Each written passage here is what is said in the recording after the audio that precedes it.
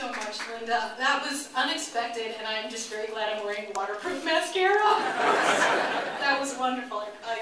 I have hope for the future with so many Young America's Foundation folks like Linda, all of the young people here. Thank you for what you do. Thanks to the Young America's Foundation, the Reagan Ranch Center, Wendy and Nipper. It's been so wonderful to catch up with them and know that there is a strong oasis and a sanctuary for right-minded people here in Santa Barbara.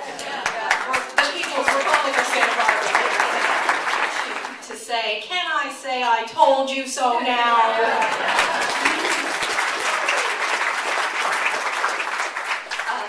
The book came out about a year ago. It was July 2009.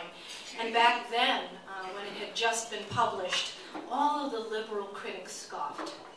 How could you possibly write a 400-page book about Barack Obama's rotten administration when he's only been in office for 6 months at the time? I had to limit it to 400 pages.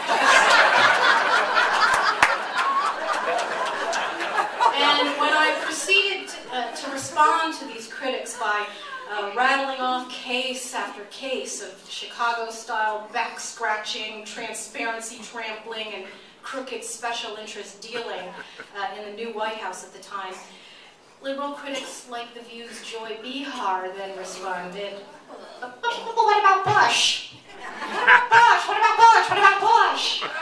Harry.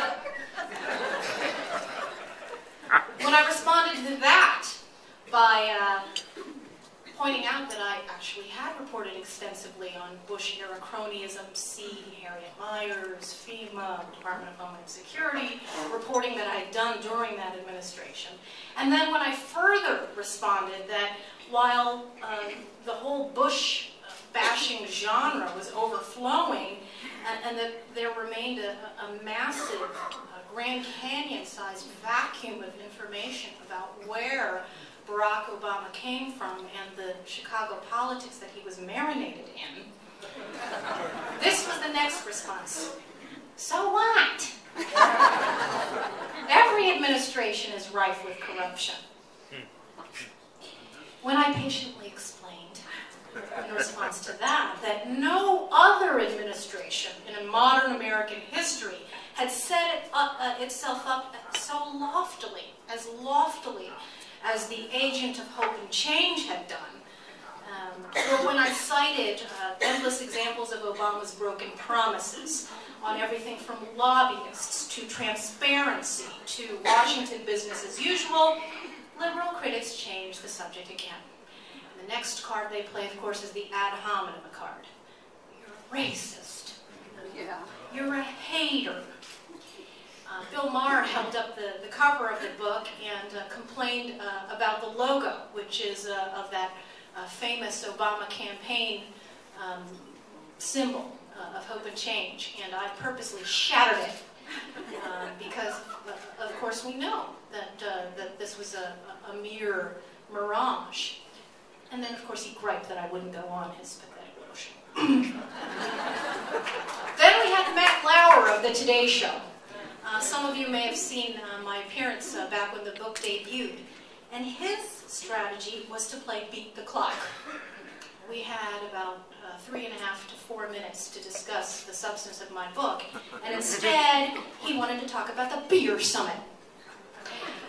I wanted to talk about the cronyism, not just in the West Wing of the White House, but the East Wing.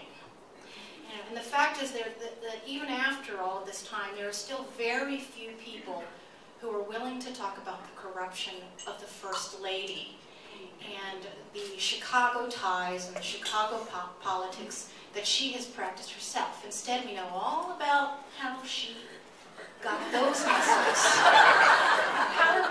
I've been working on my trust.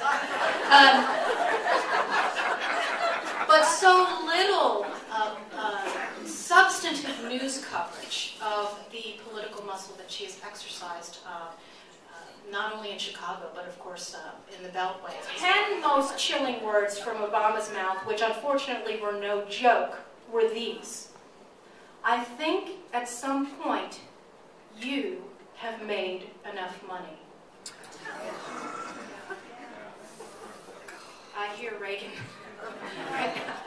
turning on. He said this at a rally in Quincy, Illinois last month, and he was peddling this financial reform bill. And he had made the mistake of straying from TOTUS, the teleprompter of the United States. This was part of an ad-libbed remark where he was talking about his idea of the profit motive and the quote-unquote American way. And he said it in this context. You can just keep on making it if you're providing a good product or providing good service.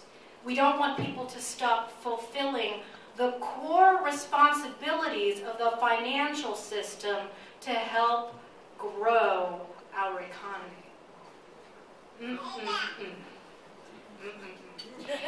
If there were any doubts left about Team Obama's ideological commitment to wealth redistribution and a command and control economy, those doubts were thoroughly removed when he made those statements.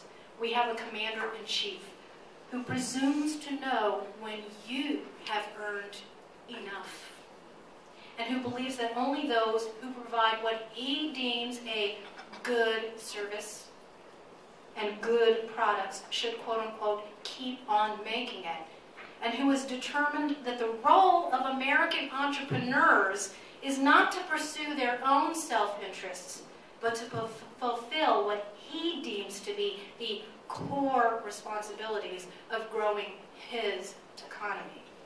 I think at some point you have made enough money. And this was all spoken like a true Chicago politician, of course, because embodied in those 10 words are the toxic ingredients of radical leftist ideology, wealth redistributionism, and pay-for-play politics that have defined the age of Obama. I talked about that term boodle and the beneficiaries who are favored, who receive it. AIG, TARP, Fannie Mae, and Freddie Mac, and on and on. There was a famous Chicago veteran political observer who explained modern boodleism this way. Today, the boodle is not graft flowing to the political machine and then flowing out again. Today, the boodle is the money supplied by government, both in terms of its own perks and welfare and programs, and in doing what it can to keep the economy primed. It is boodle because the voters want the benefits of socialism without the costs, and the benefits of capitalism without the costs. And government is responsible for seeing that that happens.